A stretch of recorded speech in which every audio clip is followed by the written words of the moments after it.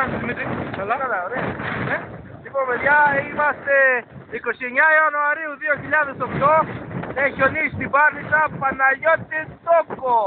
Και αυτά. Έχουν σάρψει μετά από δική μου εντολή, περνάω γαμάτα. Πες τα δύο φωνής. Γεια σου μαμά, γεια σου παπά, τους αγάπησα. Εσένα Γιωργάκη σε μισό, δεν θέλω να σε ξαναδώ στη ζωή μου. Αυτά, λοιπόν. Περίμενε, κάτσε μέχρι να βάλουμε την τελευταία πινελιά. Τι έχεις να πεις για την τελευταία δήλωση? Θα την πάω και στη μάπα. Ναι. Όχι, θα κλείσει το βίντεο. Όχι, τώρα υποτίθεται είναι η φάση. Ξεχάβομαι για να σας δείξω. Πόσο γαμάτο είναι.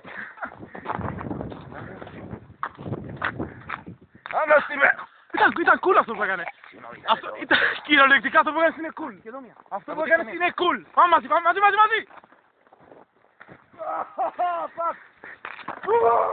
Μαλάκα δεν είναι μαλακό εδώ που έτσι.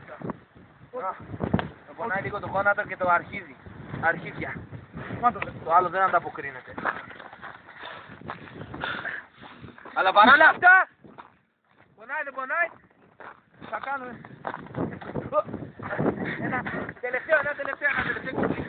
Είναι χαμάτο ρε φίλε. Σαν κίνηση snowboard αυτό που έκανα. Αλλά χωρίς τη στανίδα. Θα κάνω 360 παιδιά. Κάνε 360. Πώς να το βοηθήσω. Κάνε 360. 1, 2, 3.